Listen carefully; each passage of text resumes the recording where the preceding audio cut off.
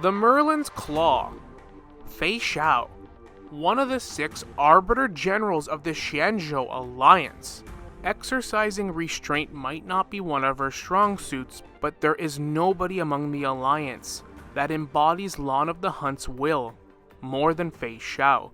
She quite literally is the hunt, and the ultimate apex predator. She's quick-witted, lightning fast, intelligent, adept in every single type of weapon imaginable, and nobody among the Alliance hunts down and eradicates the abundance relentlessly like she does. And if 2.5 Story Quest told us anything, she's not just the most adept hunter when it comes to body and mind, but spirit as well, getting a huge power boost from getting Lawn's gaze and absorbing the Crimson Moon, the Moon Rage, fully embracing it and being able to revel within it. And it is said that every single one of her prey are her enemies.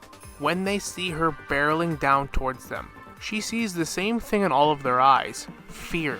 Now in this video, I'm going to be going over her brief backstory, why she is the perfect Emanator of the hunt, and why I think she's going to kill Phantylia, the Lord Ravager that's a Hillybus that recently attacked the Luofu. Now for starters, there seems to be a lot of misconception about the Arbiter Generals. Some believe that they are Emanators, some believe that they're not quite Emanators, but they're equal to. It seems to be, to me anyways, a lot of wordplay. Every single Eon is different, and every single Eon has Emanators or makes Emanators in different ways. The exception of Nihility, an Emanator is a term referred to those who have obtained the permission of the Eon to draw power from that Eon's path directly, receiving the Eon's grace and grasping their power of that path. And these individuals are emissaries of that Eon and its will. This is going by the game's definition, and every Eon has different attitude towards their Emanators, like I said. So the degree of the circumstance and the power vary depending on the Eon.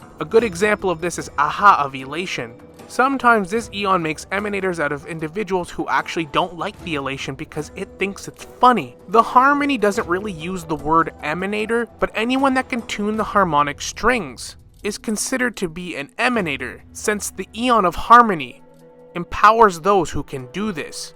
When it comes to Lawn of the Hunt, he bestows upon the Xianzhou the power, and the 7 Arbiter Generals are the ones that grab it or wield it. That is why Welt refers to the Arbiter Generals as no lesser than the Lord Ravagers, who we know are Emanators of the Destruction. That is why for a long time now, everyone has just assumed that the Arbiter Generals are more or less Emanators of the hunt. Although the word Emanator, just the word itself, isn't being used, it is the exact same thing.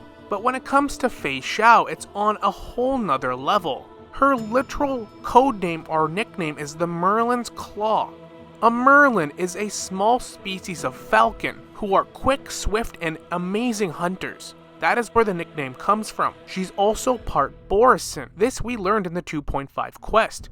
The Borisin are based off of wolves, but werewolves. And wolves are a very natural, primitive form of the hunt, because wolves track down their prey in packs and are excellent hunters. And Feixiao embodies Lawn of the Hunt's will more than anyone we've ever seen. Lawn of the Hunt was born and manifested out of its pure hatred of the abundance and anyone associated with it, all the denizens of abundance. And nobody has fought against the denizens of abundance more than Feixiao. She hunts them down relentlessly, and now she vows to go and kill a Lord Ravager. That is a whole nother group that Lawn has on its target list. So naturally, she embodies that more than anybody. We also learned in the quest she was a war prisoner of the Borisin, and she got the Moon Rage infliction, but she was able to escape, and once she did escape and joined the Alliance, started fighting back the abundance, it did not take her long to rise the ranks very quickly. Muktuk refers to Feixiao as a mutt because she's half foxy and half Borisin.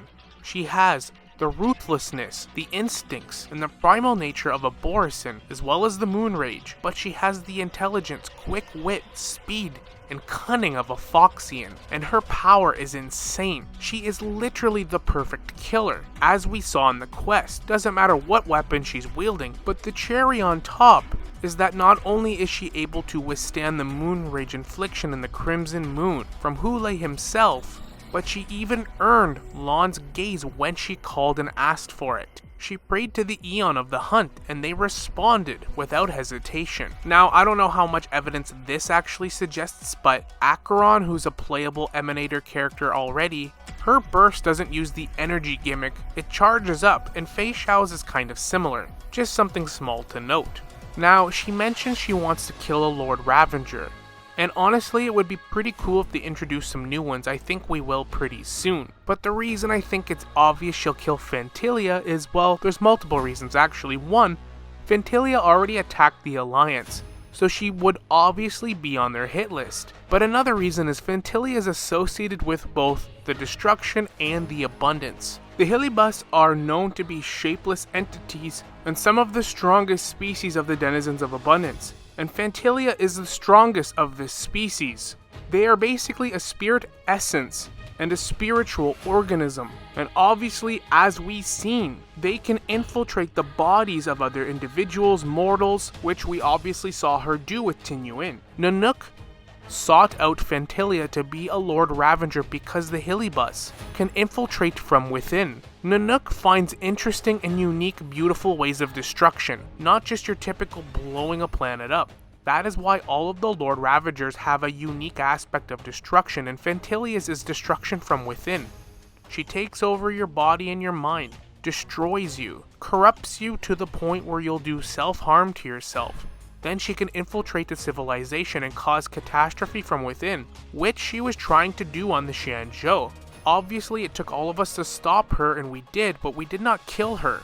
Phantylia tried to corrupt Jinyuin, but he's more of a methodical general. That's why his playable path is erudition. He's very smart, but he gets labeled as lazy because he's very good at planning ahead and eliminating problems before they even begin. And he came up with a plan along with Arbiter Lune and the Astral Express to ultimately defeat Phantylia. But when it comes to Feixiao, Phantylia honestly doesn't stand a chance. Because not only is Feixiao the apex hunter, but we saw what she was able to do with the Moon Rage when Hulei tried to corrupt her, that internal battle she had that's now a weekly boss. How I see this playing out is exactly how Feixiao told us she hunts her prey, and have them act on your terms.